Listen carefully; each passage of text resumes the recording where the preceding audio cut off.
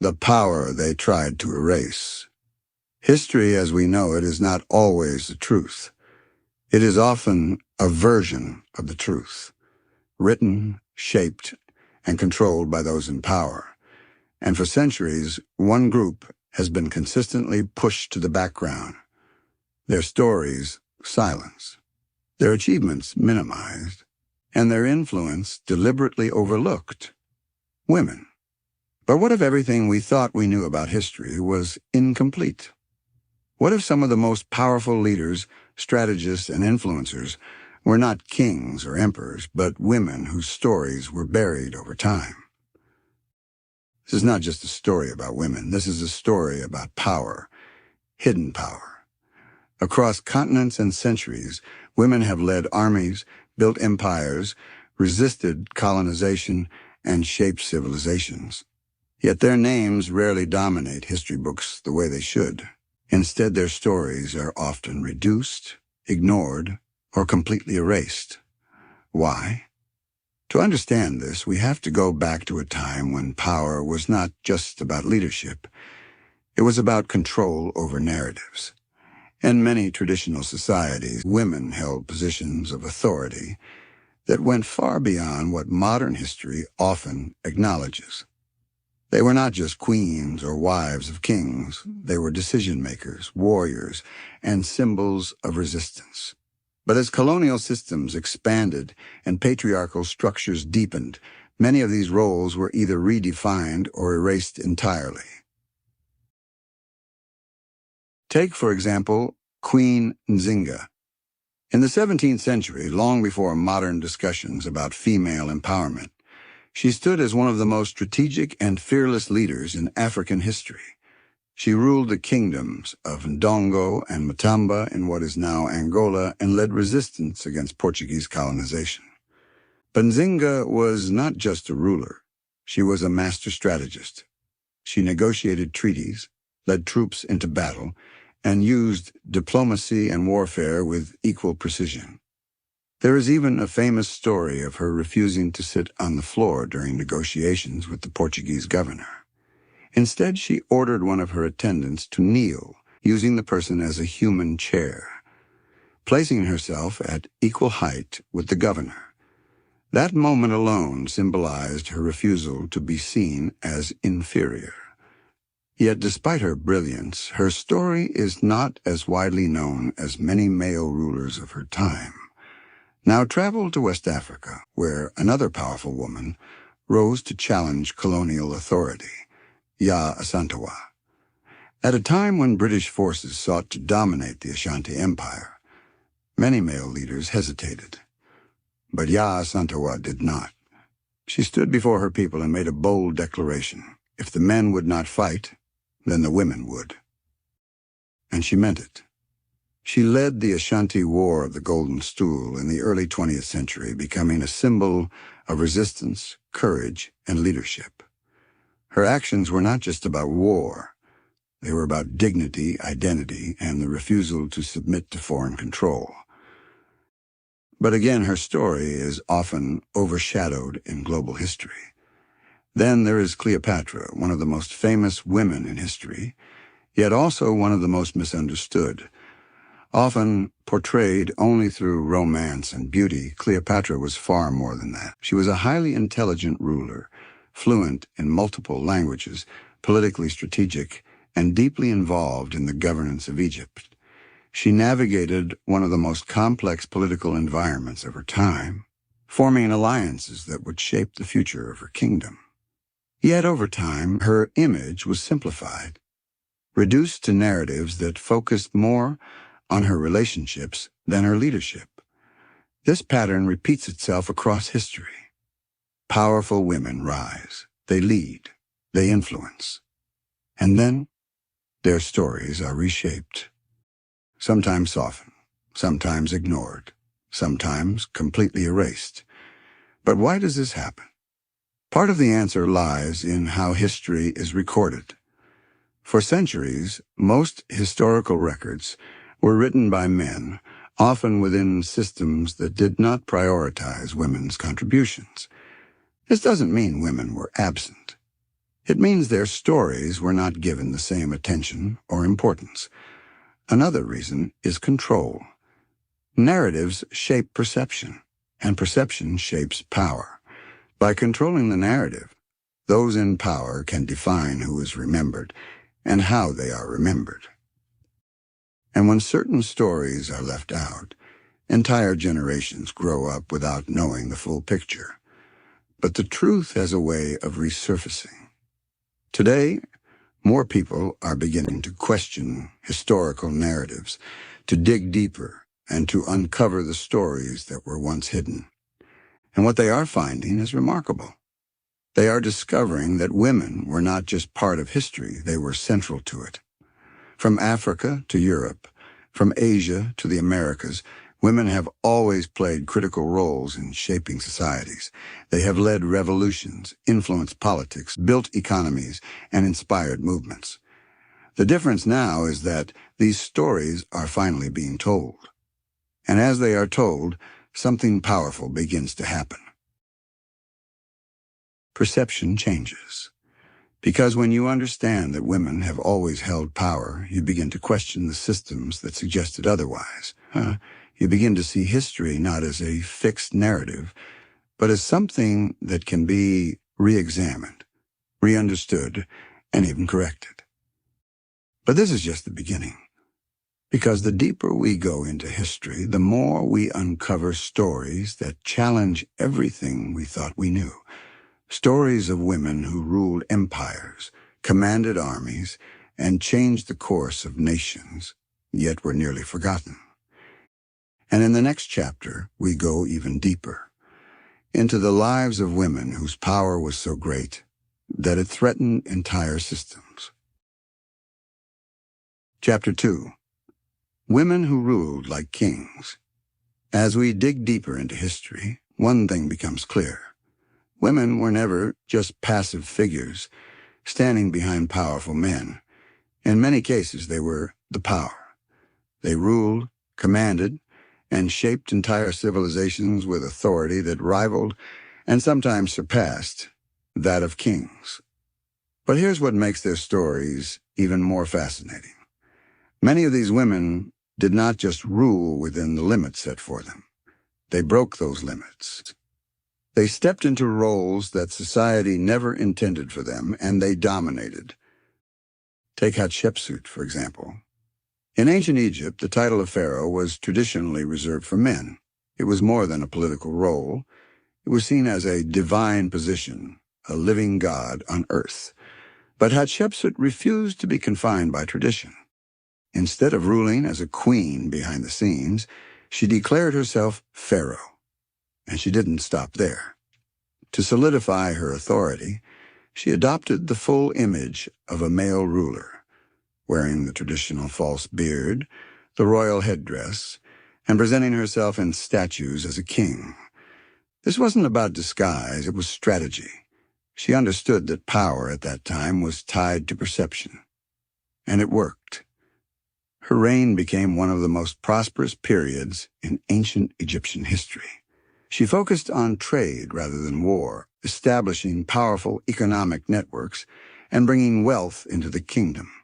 Massive architectural projects were completed under her leadership, including her famous mortuary temple, which still stands as a symbol of her legacy. Yet after her death, something strange happened. Her images were defaced. Her statues were destroyed. Her name was removed from records. It was as if history itself was trying to erase her existence.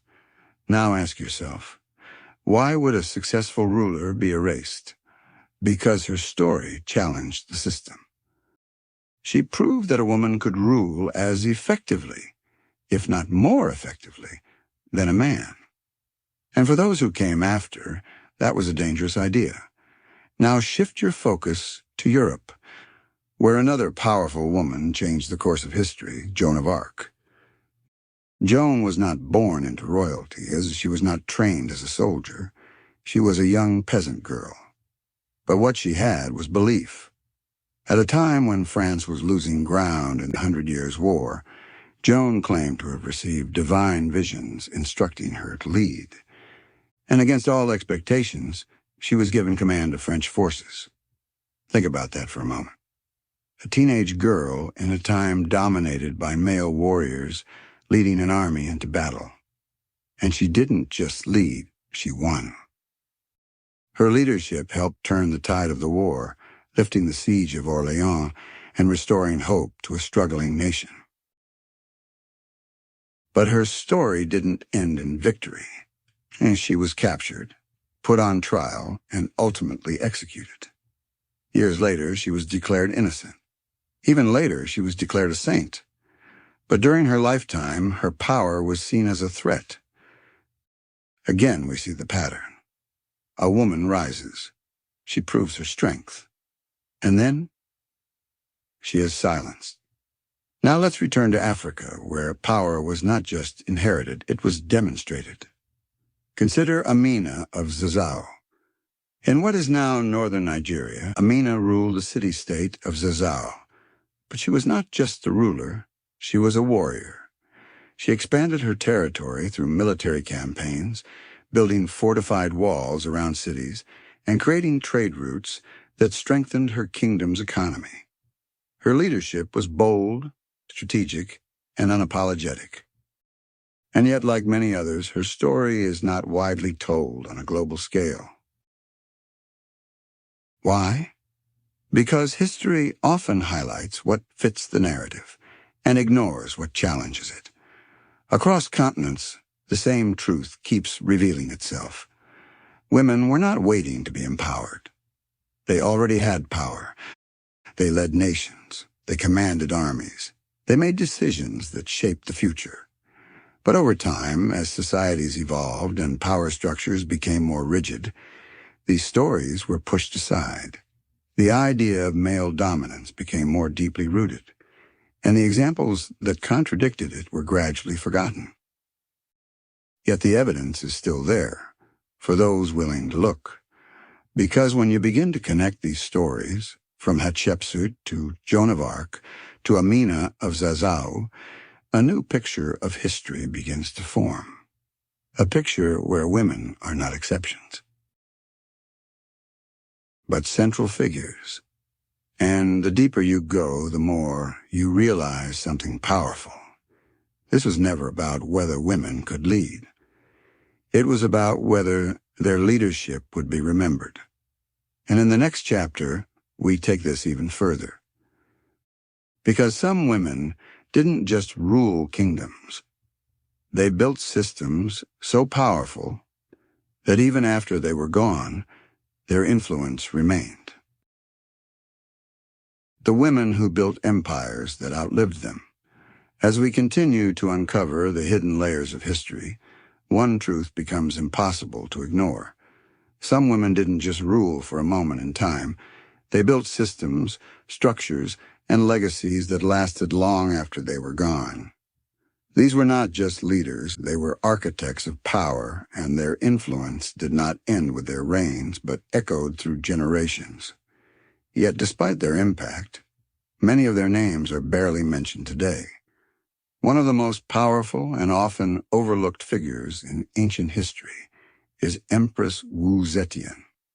In a time when absolute power in China was reserved for male emperors, she rose from being a concubine to becoming the most powerful ruler in the empire, taking the title of emperor, not just empress. She did not inherit this power, she fought for it, navigating palace politics, eliminating rivals, and forming alliances that secured her position at the top. What made her remarkable was not only how she gained power, but how she used it.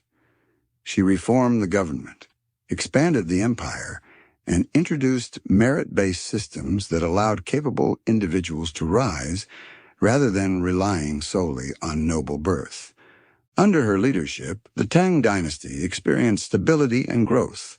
However, after her death, her legacy was reshaped. Many historical accounts portrayed her as ruthless and manipulative, often focusing more on controversy than achievement. Because a woman holding such absolute power challenged long-standing societal beliefs. Moving to the Indian subcontinent, another extraordinary leader emerges, Razia Sultana.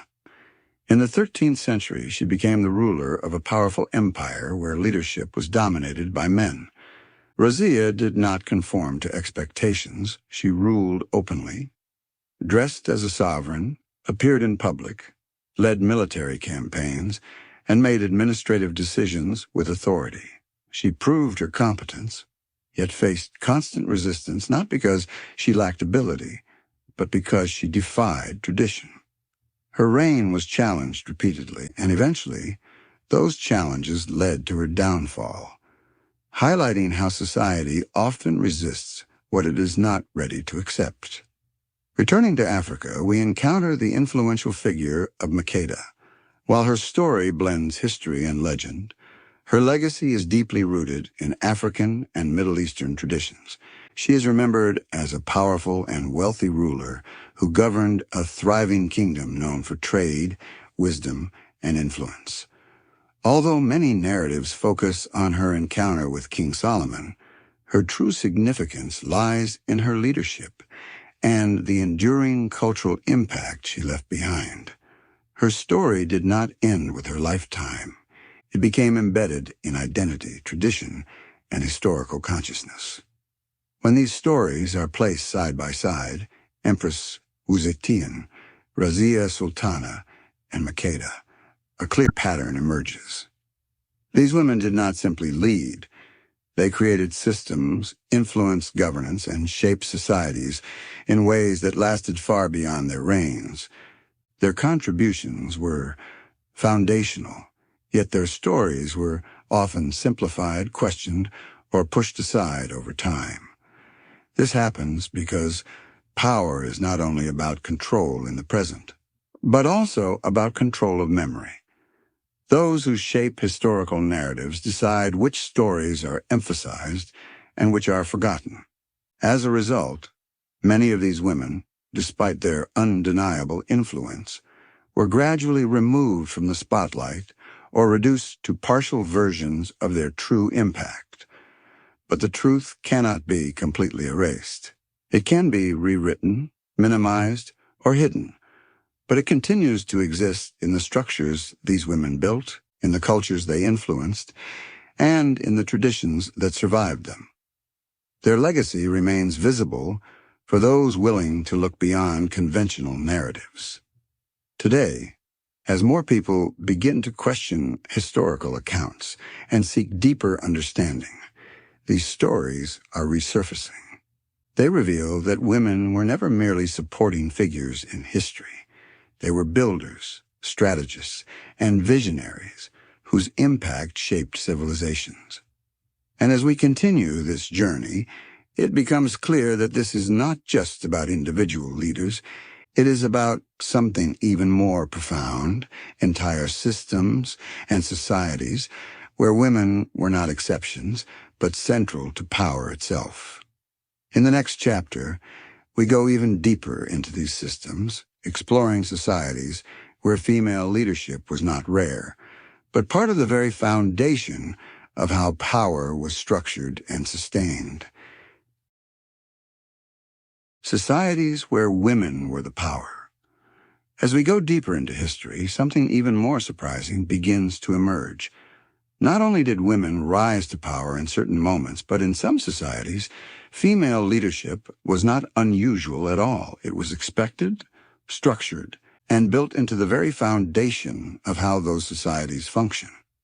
This challenges one of the most common assumptions about history, that power has always been dominated by men. In reality, there were entire systems where women held authority, influence, and control in ways that modern narratives rarely acknowledge. One of the strongest examples of this can be found among the Igbo people of West Africa. In traditional Igbo society, power was not centralized in a single ruler, and it was not exclusively male. Women had their own political institutions, assemblies, and systems of influence that operated alongside those of men. They organized themselves into groups that could make decisions, settle disputes, and even challenge authority when necessary. This was not symbolic power, it was real, functional, and respected within the community. One of the most powerful demonstrations of this system was the practice known as sitting on a man, where women would collectively protest against individuals who abused power or acted unjustly. Through coordinated action, they could enforce accountability and protect the interests of their communities. This shows that leadership was not always about titles. It was about influence, unity, and the ability to act. Now shift your focus to East Africa, where another remarkable system existed under leaders like Amanirenas. As a queen of Kush, she led her people in resistance against the Roman Empire, one of the most powerful forces in the ancient world. But what makes this even more significant is that the title Kandaki, or Queen Mother, was not unusual. It was a recognized and respected position of authority within Kushite society. Amanirenas did not just hold a title. She led armies into battle, defended her kingdom, and negotiated terms with Rome after years of conflict. Her leadership demonstrated that women were not only capable of ruling, but also of defending their nations against some of the greatest empires in history. Yet her story is rarely highlighted in mainstream historical discussions. Moving beyond Africa, we find similar patterns in other parts of the world. Among the Haudenosaunee Confederacy, also known as the Iroquois Confederacy, women held significant political power. Clan mothers were responsible for selecting and advising male leaders, and they had the authority to remove them if they failed to serve the people properly. This created a system of checks and balances that ensured leadership remained accountable. In this structure, power was shared, not dominated. Women were central to decision-making, governance, and the preservation of societal values. Their influence was not hidden. It was institutionalized. It was part of how the system worked. When you begin to connect these examples, from the Igbo people to the Kingdom of Kush under Amanirenas to the Haudenosaunee Confederacy, a powerful realization begins to form. Female leadership was not rare. It was not an exception. It was part of functioning systems that existed long before modern ideas about gender roles became rigid. So what changed? Over time, as colonialism expanded and new systems of governance were imposed, many of these structures were disrupted or completely dismantled. External powers often introduced political models that centralized authority and prioritized male leadership, replacing systems that had previously allowed women to hold influence. As a result, many of these traditions were weakened, altered, or erased. At the same time, the way history was recorded began to shift. The focus moved toward narratives that emphasized male leadership, often ignoring or minimizing the roles women played in governance and society. Over generations, this created the impression that female power was rare, when in reality it had been widespread. But once again, the truth never fully disappears. It remains in oral traditions, cultural practices, and the structures that survive despite external pressures. It remains in the stories passed down through generations, even when they are not written in textbooks. And today, as more people begin to question historical narratives, these truths are being rediscovered. What we are seeing now is not the creation of new ideas about female leadership. It is the rediscovery of what has always existed. Women were not just participants in society. They were organizers, decision-makers, and enforcers of justice. They were central to systems that valued balance, accountability, and collective power. And understanding this changes everything, because it challenges the idea that power must look a certain way. It shows that leadership can take different forms, and that history is far more complex than it is often presented. But this is only one part of the story, because even in societies where women held power, there were still forces working to limit, reshape, or control that power over time. And in the next chapter, we explore something even more revealing, the deliberate systems and strategies that contributed to the silencing of women's influence across history. How power was taken and stories were rewritten. As we move forward in this journey, a deeper and more uncomfortable truth begins to surface. Women did not simply lose power over time. In many cases, that power was deliberately reduced, restructured, or completely removed through systems that reshaped societies and controlled how history would be remembered. This was not always obvious, and it did not happen all at once. It was gradual, strategic, and often hidden within larger changes taking place across the world. One of the most significant turning points came with the expansion of colonialism. As European powers spread across Africa, Asia, and the Americas, they did not just take land and resources, they imposed new systems of governance. These systems often replaced existing structures that allowed women to participate in leadership. In many African societies, including those of the Igbo people, women had established roles in political and economic decision-making.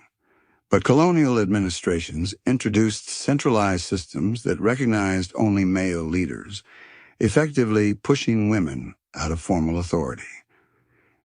This shift did more than change leadership.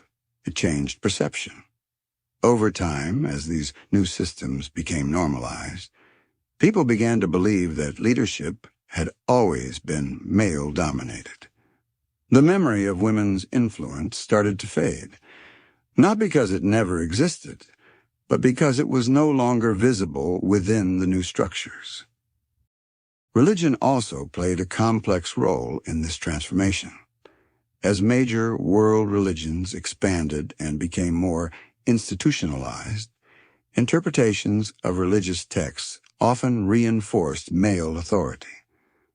While many spiritual traditions originally included powerful female figures and leaders, later interpretations sometimes limited women's roles in public and political life. This added another layer to the gradual reduction of female influence across different societies. At the same time, education and literacy were controlled. For centuries, access to formal education was largely restricted to men in many parts of the world. This meant that men were more likely to become historians, scholars, and record keepers. And as history began to be written down, it reflected their perspectives. Stories of male leaders were documented in detail, while the contributions of women were often left out, shortened, or reshaped. This is how narratives are formed, not just by what is included, but by what is excluded. Another powerful example of how women's influence was challenged can be seen in Europe during the period of the witch trials. Thousands of women were accused, persecuted, and executed, often under the suspicion of holding knowledge or influence that was misunderstood or feared. While the reasons behind these events are complex, they reflect a broader pattern. When women held forms of knowledge or authority outside accepted structures, they were often labeled as dangerous. This created a culture of fear and control, where stepping outside defined roles could have serious consequences. Over time, this reinforced limitations on women's participation in leadership and public life. Even language played a role in shaping perception. Words used to describe powerful women often carried different meanings than those used for men. A strong male leader might be described as decisive or authoritative, while a strong female leader might be labeled as aggressive or difficult. These subtle differences influence how people view leadership, shaping attitudes over generations. As these systems, colonialism, religion, education, cultural narratives, and language, worked together, they created a new version of history, one where male leadership appeared dominant and female contributions seemed minimal or secondary. But this version of history was not complete. It was a filtered version, shaped by specific perspectives and power structures. However, even within these limitations, women continued to find ways to lead, influence, and resist. Their roles may have changed, but their impact did not disappear. It adapted. It moved into different spaces, into communities, into movements, into culture, and into resistance. And now, in the present day, something important is happening. People are beginning to question these narratives. They are asking deeper questions about history, about who wrote it, and about what might have been left out. As a result, many hidden stories are being rediscovered, and a more complete picture of the past is beginning to emerge. This is not about rewriting history. It is about expanding it. It is about including the voices and contributions that were previously overlooked, because when you begin to see the full picture, everything changes. You begin to understand that the absence of women in many historical records does not mean absence of impact. It means absence of recognition, and recognition can be restored. But as these stories return to the spotlight, they raise an important question. What does this mean for today? Because understanding the past is not just about knowing what happened. It is about understanding how it shapes the present and influences the future. And in the next chapter, we explore exactly that. How the legacy of these hidden histories continues to affect the world we live in today, and what it means for the next generation of leaders. The legacy that still shapes today. As we begin to connect the past to the present, one thing becomes increasingly clear. The story of women's power is not just history. It is a living legacy, one that continues to shape societies, influence systems, and define possibilities even today. What was once hidden is now being rediscovered, and with that rediscovery comes a shift in how the world understands leadership, influence, and equality. For generations, the absence of women in mainstream historical narratives created a powerful illusion that women had little or no role in shaping the world. But as we have seen, this was never the reality. Women were leaders, strategists, and builders of systems long before modern discussions about equality began. The difference today is that these stories are resurfacing, and they are changing perception. Perception is powerful. It influences what people believe is possible. When young girls grow up without seeing examples of female leadership in history, it subtly shapes their expectations. It limits what they imagine they can become. But when those hidden stories are revealed, something shifts. The boundaries begin to expand. This is why rediscovering these histories matters. It is not just about correcting the past. It is about unlocking the future. Across the world today, we are seeing more women step into leadership roles in politics, business, technology, and social movements. While challenges still exist, there is a growing recognition that leadership is not defined by gender, but by capability, vision, and impact. This shift is not happening in isolation.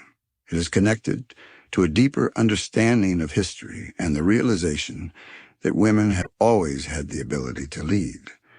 At the same time, modern movements advocating for gender equality are gaining strength. These movements are not simply asking for change, they are demanding recognition, opportunity, and fairness. And in many ways, they are continuing the work of the women who came before them, those who resisted, led, and challenged systems even when their stories were not recorded. But the legacy of hidden power also comes with lessons.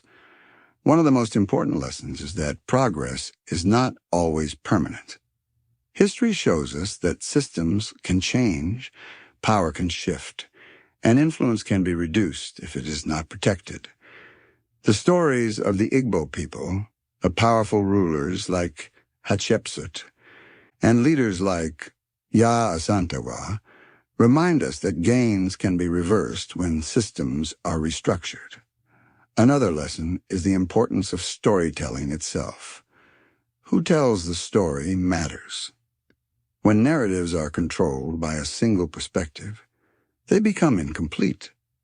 But when multiple voices are included, history becomes richer, more accurate, and more meaningful. Today, through media, education, and digital platforms, more people have the ability to tell their stories and share perspectives that were once ignored. This creates an opportunity to reshape understanding, to challenge outdated ideas, and to build a more balanced view of the world. However, there is still work to be done.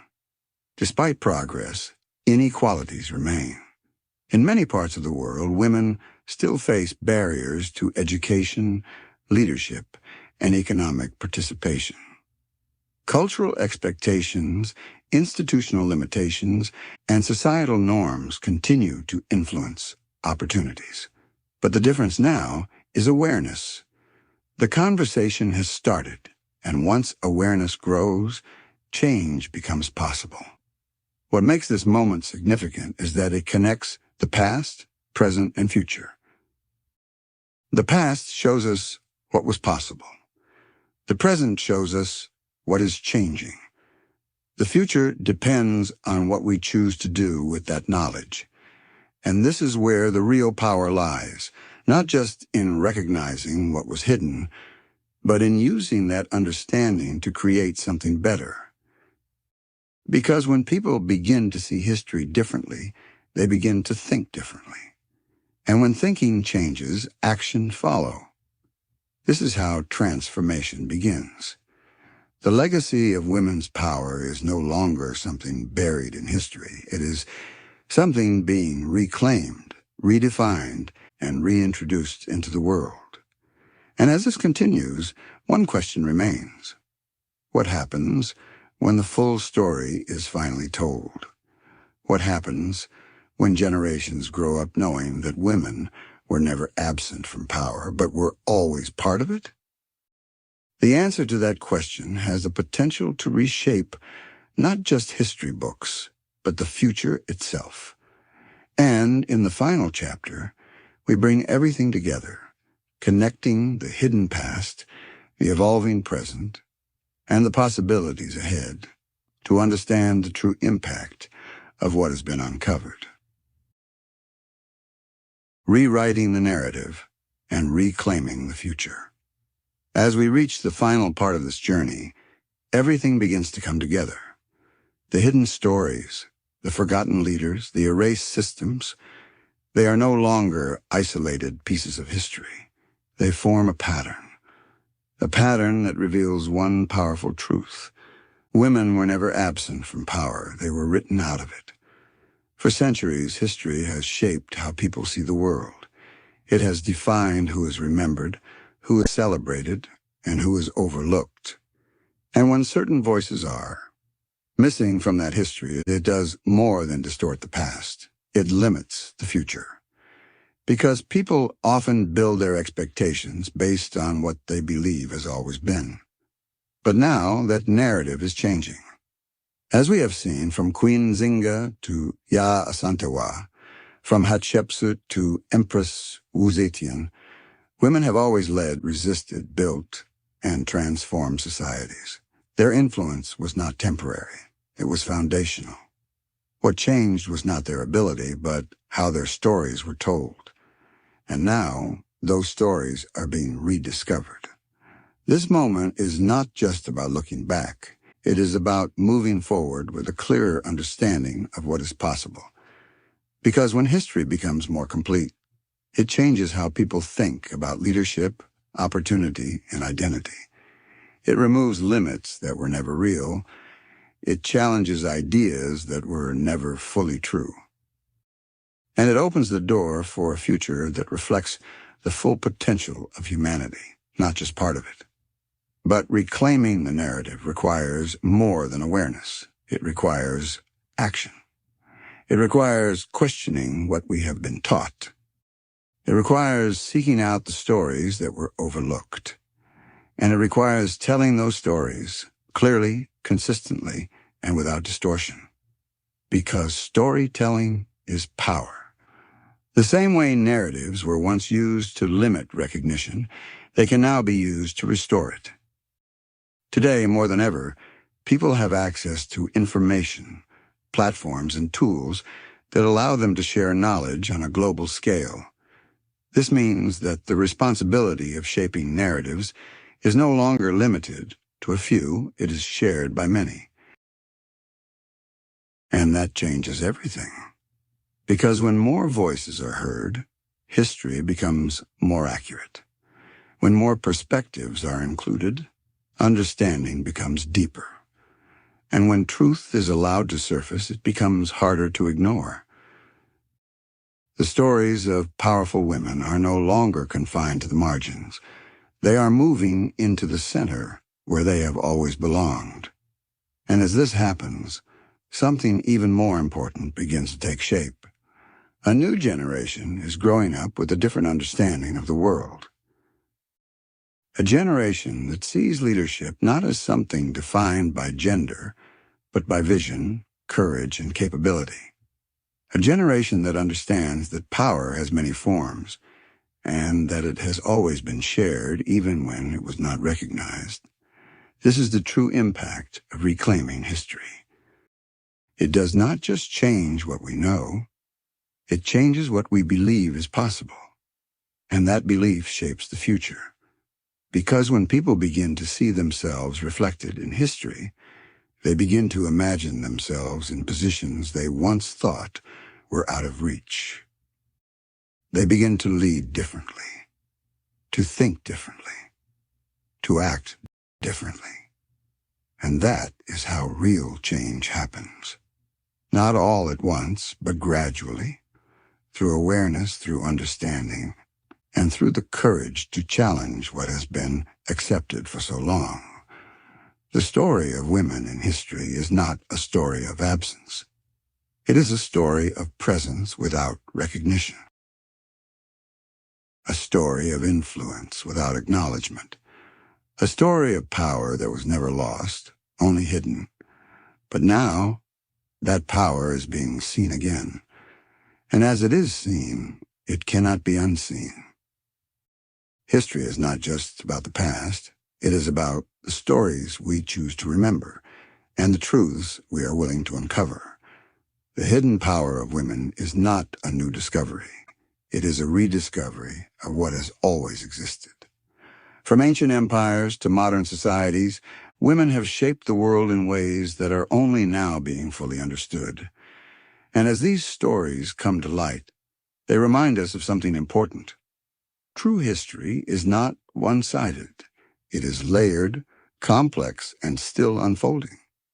If you found this story powerful, don't forget to like, share, and follow Untold Reality daily, because there are still many untold stories waiting to be revealed. Stay informed, stay aware, and keep exploring the truths that shape our world.